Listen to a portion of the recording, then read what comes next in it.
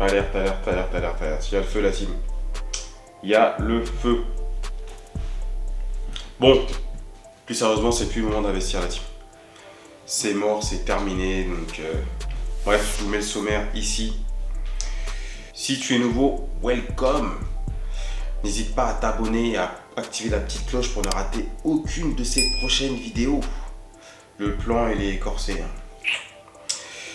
Si tu as kiffé ce que tu as vu, mets un gros pouce bleu et n'hésite pas à me faire un petit coucou en commentaire en fin de vidéo. Je sais pas, la team, si tu sens cette sensation désagréable depuis 2023, tout augmente à cause de la crise, des guerres, etc. Même du matériel, des choses qui n'ont rien à voir avec la crise ou la guerre, machin, ça augmente.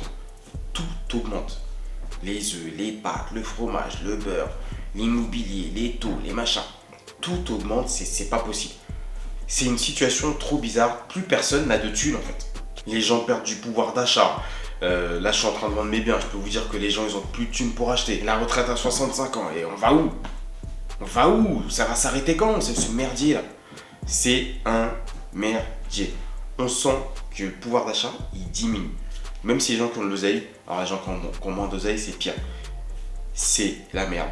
Arrêtez d'investir, c'est plus le moment. C'est terminé. Les banques, elles ne prêtent plus. Elles ne prêtent plus. Pourtant, le taux, il s'est élevé, il est presque à 4. Mais j'ai l'impression qu'elles ont de moins en moins envie de prêter. Elles se font de plus en plus d'oseille, mais les banques, elles ne prêtent plus. En fin d'année, on va arriver à 5%, je vous l'annonce. Mais là, c'est la misère. Même pour des projets de résidence principale, c'est compliqué. Je mets des semaines à une partenaire. Alors qu'avant, c'était comme ça. D'accord? Mais là, même les projets simples, entre guillemets, je galère. D'accord? C'est la galère. Donc, le game est terminé. It's over. Donc, j'espère que vous avez déjà investi parce que le game est terminé. On est presque à 4%. Le premier investissement que j'ai fait, j'étais à 1,75 parce que j'étais pro et c'était hyper élevé. Je connais des gens qui ont fait des investissements à moins de 1%. L'année dernière encore, j'ai fait un investissement à 2,75 TAEG. TAEG. Là, c'est juste le taux du crédit, il est déjà à 3%. C'est n'importe quoi. J'ai calculé, j'avais une mensualité qui me coûtait 1000 € à l'époque. Si je faisais maintenant le même prêt, ça me coûterait 1400 €. Comment tu veux faire avec ça? 400 € de plus. C'est énorme. C'est terminé. Tout ce que je viens de vous dire avant, bah c'est vrai. Tout ce que je viens de vous dire avant, c'est vrai. Maintenant, par rapport à ce que je viens de vous dire avant, vous avez deux solutions. Soit, ce que je vous dis avant, ça va vous démoraliser, machin. Il y en a peut-être qui ont déjà quitté la vidéo et qui vont arrêter, qui vont appeler la banque, qui vont dire que c'est trop tard, faut arrêter. Soit, on accepte la situation telle qu'elle est et on identifie le bon moment. Car quand vous faites des investissements, même que ce soit par immobilier ou de business, de bourse, de crypto, de machin, c'est vraiment le bon moment, c'est la clé d'un investissement. Une des clés d'un investissement. Mais par contre, il faut comprendre ce que c'est. Qu'est-ce que c'est un bon moment? Parce qu'il y en a qui disent, oui, mais c'est plus le moment d'investir, c'est comme je vous ai dit en début de vidéo, c'est trop tard, machin. Ça veut tout rien dire. Le bon moment pour moi n'est pas le même bon moment pour toi. Le bon moment pour toi, ça va être quand tu auras ton CDI, parce que pour l'instant, tu es en CDD, etc. Donc dès que tu as ton CDI, que tu as passé les 3 mois de période d'essai, ce sera le bon moment pour toi. Mais ce bon moment, ça va peut-être arriver, toi, dans 6 mois. Le bon moment pour moi, c'est peut-être quand j'aurai vendu mes maisons. Là, je suis en train de vendre mes maisons, donc là, pour l'instant, c'est pas le bon moment. Peu importe si j'ai une bonne affaire, j'ai pas de thune là pour investir. Je suis en train de vendre mes maisons. Donc le bon moment qui serait là, maintenant, tout de suite, pour moi, c'était pas le bon moment. D'accord? Le bon moment, c'est pas ah, mais tac, il y a cette affaire-là, il y a cette affaire-ci, c'est le bon moment. Il y a déjà le bon moment par rapport à ta situation. À partir du moment où toi, tu es prêt, là, on peut identifier un bon moment et une action pour y aller. Donc, le bon moment est basé sur deux choses. Il y a le moment où toi, à partir du moment où toi, tu es prêt. Donc, peu importe ce qui se passe, si toi, tu n'es pas prêt, c'est pas le bon moment. Et à partir du moment où toi tu es prêt, là tu peux caler l'autre bon moment entre guillemets. Donc il faut que ces deux bons moments matchent. Une fois que ces deux moments sont match, là vous avez le vrai bon moment. Maintenant vous avez 3 types de moments en investissement immobilier. Le premier bon moment, c'est le passé.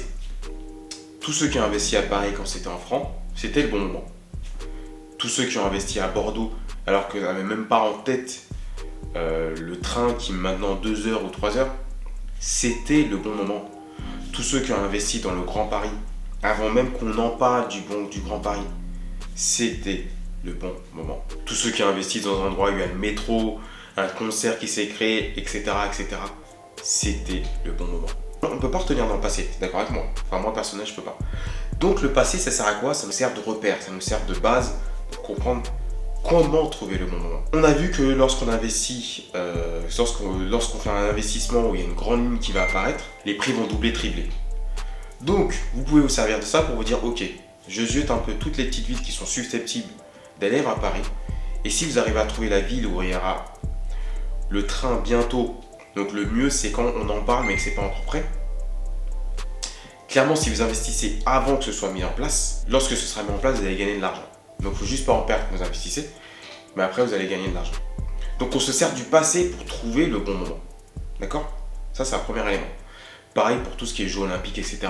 Si vous investissez dans un bien où il y aura un futur événement, clairement ça va doubler, tripler.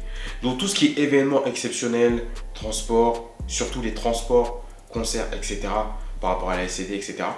ça peut faire doubler, tripler votre bien qui n'était pas intéressant de base en fait, puisque ça amène du monde qui a de l'oseille et ça fait plus de transition, et plus il y a de monde qui sont sur votre bien, plus ça va coûter cher. Le deuxième type de moment, c'est le futur. Donc quand on entend dire oui, c'est pas le moment encore d'investir, c'est pas le moment, faut attendre, machin. Faut attendre quoi? Je sais pas ce qui va se passer demain. Je sais pas si demain il y aura le feu dans mon appart.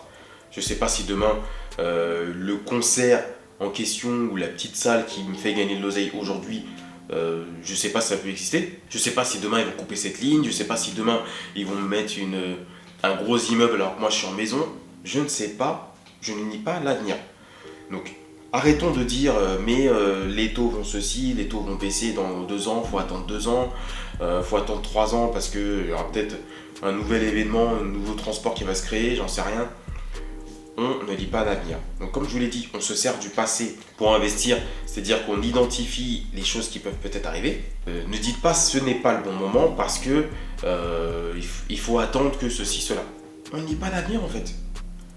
Donc moi je fais pas de spéculation sur l'avenir, etc. Je fais des spéculations sur des choses qui sont tangibles, signées, actées, où je sais que ça va arriver. Mais je fais pas des spéculations sur des choses, je ne sais pas que ça va pas arriver en fait. Donc quand on vous pose la question, on me pose souvent la question, tu penses que c'est encore le bon moment d'investir? Tu penses que c'est le bon moment aujourd'hui, c'est pas trop la merde machin? Tu penses qu'il faut pas attendre que les taux diminuent? Mais attendre quoi? Je sais pas si les taux vont diminuer. Je sais pas si les prix vont baisser, je sais pas. Je peux vous garantir que le meilleur moment, c'est quand il y a la crise. Maintenant, je peux vous garantir aussi que ce qui est vrai, c'est que c'est très dur de vendre en ce moment. Là, je vends 3 lots, donc je peux vous dire que je sais de quoi je parle. Mais la phrase qui dit oui, c'est plus le moment, machin, c'est la merde, c'est plus le moment d'investir, faut arrêter, c'était mieux avant, c'était mieux ceci, c'était mieux cela. C'était mieux avant, je peux pas retourner dans le passé. Donc je peux dire tout le temps que c'était mieux avant. Là, j'ai 40 ans. Ouais, c'était mieux quand j'avais 30 ans. Qu'est-ce qu'on fait? J'ai 40 ans. C'est mort, je peux pas revenir en arrière, d'accord? Arrêtons de vivre sur le passé et arrêtons de dire que c'est pas le moment par rapport au futur, ok? Le futur, on s'en sert pour se dire, ok, je sais qu'à tel endroit, il y aura telle ligne de transport. Je sais qu'il y aura les JO en 2024, je sais qu'il y aura tel événement à cette année-là, je sais qu'il y aura ceci, cela. Le futur, ça sert à ça. On parle sur des événements qui sont sûrs et certains. C'est sûr qu'il y aura les JO. Mais même s'il y a la guerre, d'ailleurs, je pense qu'il y aura les JO. Ça, c'est sûr. Il y a des lignes de métro, c'est sûr que ça va arriver.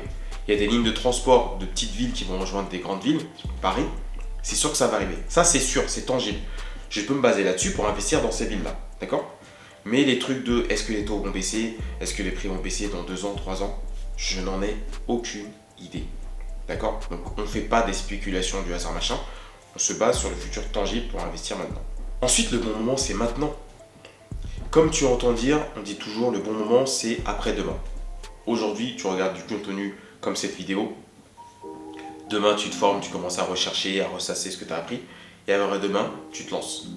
Il ne faut pas attendre avant de vous lancer. On ne sait pas ce qui va se passer dans la vie. Je vais être un peu sinistre. Demain, je peux sortir de cette chambre, me promener, me faire écraser par une voiture. Après-demain, tu peux avoir une crise cardiaque. Après-demain, là, tu as peut-être plus de 40 ans. Ou peut-être plus de 50 ans. T'attends après demain, après tu vas avoir 55, 60 ans, ça va être trop cher. Aujourd'hui, tu veux investir avec quelqu'un qui est hyper chaud en SCI, qui a des moyens, et dans 3-4 jours, il voudra peut-être plus investir. Le bien là que tu avais repéré, tu attends, tu te dis je vais attendre, je vais l'appeler la semaine prochaine, machin. Il va peut-être te passer sous les doigts. Le meilleur moment, c'est tout de suite. Arrêtez d'attendre de ceci, de cela. Les trucs dans la vie, quand on attend, il ne se passe rien. On se met en position pour investir. CDI, bilan, comparser des trucs d'indépendants. Vous préparez pour votre profil. Et par rapport à ce que je vous ai dit, vous investissez au bon endroit pour que quand l'événement va arriver, ce sera le bon moment. Donc le bon moment en réalité, c'est quand vous avez la capacité d'investir par rapport à l'épargne, votre profil, votre job, etc. Et après, c'est après-demain. Il faut y aller direct. Il faut vous dire que quand vous savez investir, quand vous savez présenter votre dossier bancaire, je vous invite à le récupérer directement dans l'inscription. Quand vous savez vous préparer, c'est tout le temps. Vous allez voir cette sensation bizarre en fait. Pour ceux qui ont déjà investi, vous comprenez ce que je dis. Pour ceux qui n'ont pas investi, vous allez voir, c'est bizarre. Le premier, ça va être très long. Moi, j'ai mis 9 mois, le premier. Vous ne mettrez pas 9 mois. Si vous voulez, je peux vous accompagner, ça peut durer moins longtemps. Bref, vous verrez tout ça dans la description. Mais lorsque vous savez investir, vous vous dites, c'est même les banques qui ne sont pas assez rapides. Parce que moi, des bons plans, je peux en trouver tous les jours sur le bon coin en 5-10 minutes. 5-10 minutes. Quand vous savez le faire, quand vous avez déjà investi, c'est la banque qui n'est pas assez rapide pour vous suivre. Vous êtes hyper chaud en fait. Vous pouvez trouver des bons plans tout le temps. Là, on est en train de construire un gîte. Là, je suis dans le gîte d'ailleurs. Alors, je suis dans la chambre du petit, mais vous verrez. D'ailleurs, si vous voulez suivre l'Instagram, Domaine du Bêta. Bref, c'est mon business de gîte. Vous pourrez aller vous inscrire ou vous regarder. Par rapport à ce business, je me dis, ok, mais je pourrais faire des love rooms, je pourrais faire des maisons atypiques, je pourrais faire des machins, je pourrais faire plein de choses parce qu'en province, c'est pas cher. Je pourrais acheter des petites maisons, faire 100% de gîte avec des piscines, des machins, enfin des jacuzzi, nanana. Enfin bref, il y a plein d'idées qui te trottent la tête. Donc ce qui compte, ce qui a manqué, c'est l'oseille, la banque, etc. Donc moi, des bons moments, je peux en créer tout le temps. Une fois qu'on a notifié les bons moments, maintenant, il faut qu'on vaincre sa peur. C'est bien d'avoir peur, parce que ça vous permet de mesurer les risques, de faire attention, de ne pas faire n'importe quoi. Vous ne pourrez pas enlever la peur. Mais maintenant, ce qui va se passer, je vais vous donner un exemple. Lorsque vous conduisez en voiture, vous pouvez mourir. Si vous allez trop vite, vous pouvez mourir. Même si vous respectez la vitesse, vous pouvez faire rentrer par un fou qui rentre en sens inverse, ou vous pouvez rentrer dans un vélo, etc. Ça, il n'y a pas de souci. Qu'est-ce que vous faites? Vous mettez votre ceinture, vous roulez à la bonne vitesse, regardez les angles morts, faites attention. Malgré le risque, vous prenez quand même la voiture. Lorsque vous prenez l'avion, c'est très rare de faire un accident, peut-être une chance sur 1 million. Si vous faites un accident, vous pouvez mourir. Pourtant, quand vous prenez l'avion, prenez quand même l'avion. Vous savez qu'il y a un risque. Minime, certes, mais vous prenez quand même l'avion. Vous mettez votre ceinture, qui sert à rien parce que s'il y a un accident, vous allez mourir. Mais vous prenez l'avion. Après, vous prenez l'avion, vous y pensez pas, machin, ok. Ou vous y pensez, mais vous prenez quand même l'avion. Pour ceux qui prennent pas du tout l'avion, vraiment trop peur. Mais pareil, il y a des stages et des solutions pour limiter la peur. On va pas enlever la peur. La peur, elle est là. On va limiter la peur. Dernier exemple, si je prends un vélo dans Paris, ouais non c'est un mauvais exemple parce que quand vous prenez un vélo dans Paris, vous avez beaucoup de chances de mourir. Bref, on va enlever cet exemple. Bref, l'immobilier c'est un peu pareil. Vous avez peur, qu'est-ce qu'on fait? On identifie plusieurs scénarios. Le pire scénario, donc si le pire des cas arrive, mais une action en face, le scénario idéal et le meilleur scénario. Donc nous ce qui nous intéresse c'est le pire scénario, c'est ça qui fait peur. Si j'achète un appartement, je ne trouve jamais le locataire, qu'est-ce qui se passe? Si j'achète un appartement, j'ai plus le temps de m'en occuper, je vais le vendre tout de suite, qu'est-ce qui se passe? Si j'achète un appartement, il y a un gros immeuble ou une grande maison qui vient de se mettre juste à côté, qu'est-ce qui se passe? Si j'achète un appartement, je voulais faire une colocation, le syndic me dit vous ne pouvez pas faire de colocation, qu'est-ce qui se passe? C'est ça en fait qu'il faut se dire, vous écrivez, vous prenez une feuille, la pire situation qui arrive, c'est ça, et qu'est-ce qui se passe? Pire situation qui arrive, qu'est-ce qui se passe? Déjà, la première chose, c'est acheter très bas par rapport au marché. Si vous achetez trop cher ou si vous achetez trop haut par rapport au marché, là, oui, c'est la merde. Là, je peux vous dire, vous pouvez avoir peur. Si vous achetez très bas par rapport au marché, quoi qu'il se passe, vous êtes tranquille. Vous ne trouvez pas de locataire. Bon, si vous avez bien fait, c'est impossible. Admettons. Vous ne trouvez pas de locataire. Vous revendez. Vous avez acheté très bas. Vous allez récupérer un notaire, etc. Parce que vous avez acheté hyper bas, vous avez fait les travaux. Vous revendez. Vous ne perdez pas d'argent. C'est le minimum. On est bon. quand vous investissez, calculez que votre prix que vous avez mis, plus ces travaux, ce soit le prix du marché. Parce qu'il faut se dire, ok, j'achète à un prix, si je veux revendre dans la seconde d'après, il faut que ça ne dépasse pas le prix du marché, travaux, notaire, etc. Ça, c'est très important. Si vous ne faites pas ça, en effet, c'est la merde. Le syndic ne veut pas que vous fassiez de coloc, etc. Dites-moi en commentaire. Ça, je vais vous dire comment on fait, parce que moi, ça m'arrive en ce moment. Je vous expliquerai comment on fait. Le syndic ne veut pas interdire la coloc. D'accord? Ils vont vous dire, oui, il faut louer une famille. C'est ce qu'on m'a dit. Il faut louer une famille, etc. Le syndic ne peut pas vous obliger de louer à une famille. Et qu'est-ce que ça veut dire une famille? Ça ne veut rien dire. Vous pouvez louer à qui vous voulez, tant que vous avez un bail, vous êtes dans les lois, etc. Mais vous pouvez louer à 2 amis, vous pouvez louer à une famille, vous pouvez louer à 2 hommes, vous pouvez louer à 2 femmes, peu importe l'orientation sexuelle, on s'en fout. Eux, ils ont écrit noir sur blanc, il faut louer à une famille. C'est très grave de dire ça, de faire ça. Ils auraient dû me dire au téléphone, mais j'hallucine qu'il ait écrit. Qu'est-ce que c'est une famille? Expliquez-moi ce que c'est une famille. Moi et ma femme, c'est une famille? Ok. Moi et un pote, c'est une famille? J'ai une amie qui est avec son mec, c'est une famille ou pas? Ils sont pas mariés, ni pas que c'est rien. Est-ce que c'est une famille? 2 femmes ensemble, est-ce que c'est une famille? Voilà. Qu'est-ce que ça veut dire famille? Bref. Ensuite, vous achetez, vous avez un problème, vous êtes plus avec la personne, etc. Vous les revendre direct. Pareil, vous avez acheté très très bas par rapport au prix du marché. Vous pouvez revendre tout de suite. En immobilier, c'est simple. La seule chose qu'il faut se dire, c'est que si je suis emmerdé, j'ai plus envie de m'en occuper, je trouve pas de locataire, je comprends rien, j'ai mal fait, j'ai pas compris les prix, je peux pas louer machin, vous pouvez revendre tout de suite. C'est la seule chose à faire en fait. Revendre direct au prix du marché et pas perdre d'oseille. C'est tout. C'est une fois que vous avez vu ça, vous avez comblé les plus grandes peurs par rapport au pire qui peut arriver. Ensuite, on va mesurer les risques. Et là, c'est ce qu'on va expliquer au niveau de la banque. Moi, par rapport à ce que je fais, ma stratégie, c'est d'investir petit à petit. Il y en a qui vont essayer de viser des gros trucs, un immeuble dès le premier, deuxième, machin, etc. Je vous garantis qu'en ce moment, c'est pas le bon plan. Maintenant, j'aime pas dire oui, il faut faire ci, parce que comme je vous le dis en immobilier, il n'y a pas de meilleure stratégie, il y a une stratégie adaptée à chaque personne, chaque situation. Vous avez jamais investi? Commencez par un petit truc, un petit appart, voilà. Si l'immeuble est pas cher, commencez par un immeuble. Ensuite, faites un immeuble. Ensuite, faites une maison. Allez crescendo dans la difficulté. Mesurez le risque. Ça, c'est important aussi de faire transparaître à la banque que vous mesurez le risque. Vous avez 1000, 2000 euros, vous investissez dans un petit truc, ok, tranquille. Ensuite, vous faites un deuxième truc, plus gros, plus gros, plus gros. Vous avez 10 000 euros, vous investissez dans un gros truc parce que vous avez les moyens. Crescendo. Mesurez les risques, montrez à la banque que vous maîtrisez le risque. Si vous investissez dans un truc trop gros, quand c'est trop gros, je veux dire, vous investissez dans une maison de 70 000 euros parce que vous êtes en province, mais il y a 200 000 euros de travaux. C'est votre premier investissement. Pourquoi il y a 200 000 euros de travaux? La banque, elle va jamais y aller. Vous vous rendez compte, 200 000 euros de travaux, elle déteste quand il n'y a plus de travaux qu'une maison. Ça paraît trop gros, trop risqué. Vous investissez dans un complexe où il y a une maison, vous voulez construire une autre maison, etc. C'est votre deuxième projet. C'est votre deuxième projet et vous avez investi que depuis 2 ans. Pareil, c'est trop gros. Voilà, il faut identifier ce qui est trop gros par rapport à votre salaire, par rapport à votre expérience. Ça peut passer, hein. En effet, ça peut passer, mais je pense qu'il faut mesurer le risque par rapport à votre caractère et votre évolution. Il faut qu'il y ait une évolution logique par rapport à vos projets pour que ce soit cohérent par rapport à la banque. Et enfin, la banque, ce qu'elle veut, c'est qu'il n'y ait aucun risque. Donc si vous allez dans un projet où il y a plein de travaux, ça ne va pas aimer. Un projet avec une maison, des trucs de construction, etc. Ça va être compliqué. Après, ça dépend du stade où vous en êtes, hein.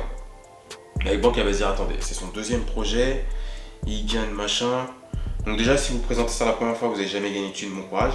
Si vous gagnez un peu d'oseille, c'est compliqué. Il investit dans une maison, il n'y a pas beaucoup de thunes, bon bref. Voilà, donc, mesurer le risque. Il faut vraiment montrer que le risque est maîtrisé. Il faut montrer que s'il y a beaucoup de travaux, qu'est-ce qu'on fait si l'artisan vous plante? Qu'est-ce qu'on fait si la société coule? Voilà, tout ça, il faut prévoir en fait. Vous dites que vous avez telle équipe, que vous avez déjà bossé avec lui, qui m'a fait ça, ça, ça. Que si cette équipe tombe, vous avez un plan B, etc. Voilà, il faut vraiment mesurer le risque. Merci d'être resté avec moi pendant toute cette vidéo. Voilà, vous l'aurez compris que c'est chaud d'investir en ce moment, c'est la merde, j'avoue. Mais c'est toujours le moment d'investir. Donc si vous êtes encore là, commentez moment. Bah oui, parce que c'est vraiment important et c'est le socle quand on veut vraiment investir. N'hésitez pas à me rejoindre sur Instagram pour faire plus ample connaissance. Et puis on se voit à la prochaine. Prenez soin de vous. Ciao.